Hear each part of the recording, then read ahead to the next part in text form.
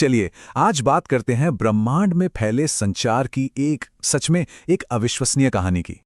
जरा सोचिए, क्या हो अगर हमारी सबसे दूर तक पहुंचने वाली आवाज जो अंतरिक्ष में गूंज रही है अचानक कुछ भी ऊल जुलूल बोलने लगे। मतलब एक मैसेज भेजा जाता है और 15 अरब मील दूर से जो जवाब आता है उसका कोई सिर पैर ही नहीं है। यही हुआ 2023 के आखिर में। मानवता का सबसे दूर का जो दूत है ना, उसके लिए ये एक हकीकत बन गया।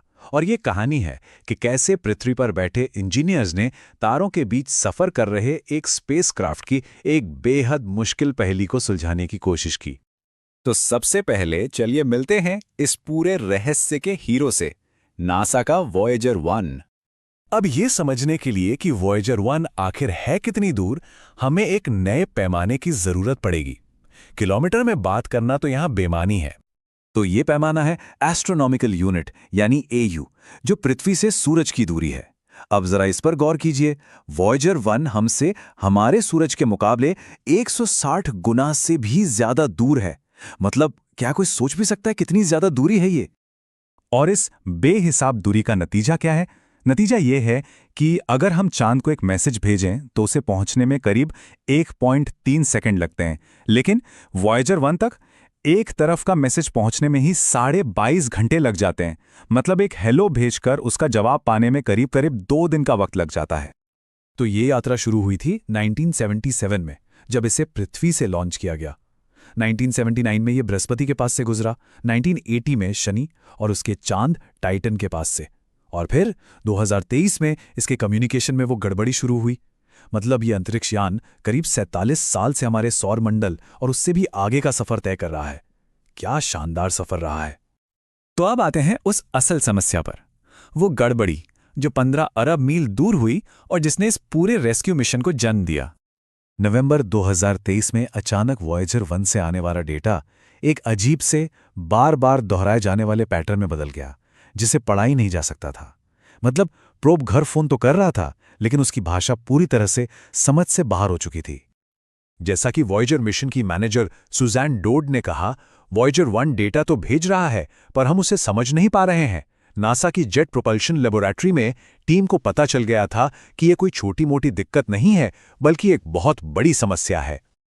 तो महीनों की दिमागी मशक्कत के बाद पता चला कि सारी जड़ एक खराब मेमोरी चिप थी।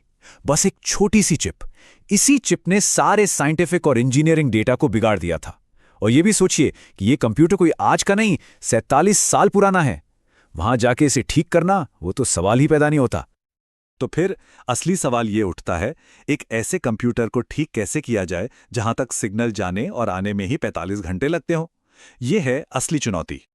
और इसका जो समाधान निकाला गया वो किसी जादू से कम नहीं था। इंजीनियर्स ने क्या किया, उन्होंने एक बहुत ही स्मार्ट कमांड लिखा। इस कमांड का काम था कि जो जरूरी कोड उस खराब मेमोरी चिप में था, उसे उठाकर कंप्यूटर की दूसरी सही जगहों पर शिफ्ट कर दे। इस कमांड को भेजा गया, उसे पहुंचने में 22.5 घंटे लगे। और फिर जवाब का इंतजार। और 45 घंटे बाद पृथ्वी पर एक साफ पढ़ने लायक सिग्नल वापस आया। और बस 5 महीने की एक लंबी खामोशी के बाद वॉयेजर 1 फिर से साफ साफ बोलने लगा था। यह कहना गलत नहीं होगा कि टीम ने इंसानी इतिहास की सबसे दूर की टेक्निकल सपोर्ट कॉल को सफलतापूर्वक पूरा कर लिया था। तो अब जब वॉयेजर की आवाज लौट आई है, सवाल यह है कि इस कभी न थकने वाले खोजकर्ता का भविष्य क्या है, आगे क्या होगा? इस वक्त वॉयेजर 1 इंटरस्टेलर स्पेस में है, यानी तारों के बीच की खाली जगह में।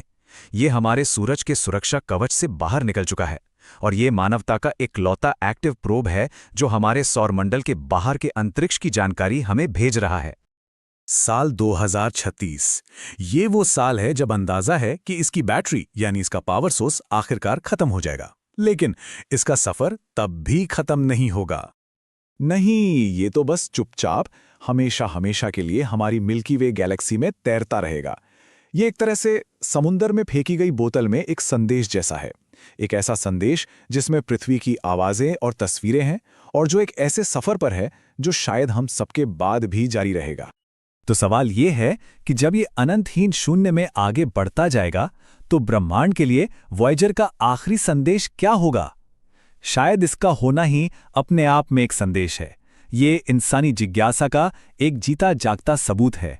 पृथ्वी की तरफ से पूरे ब्रह्मांड के लिए एक खामोश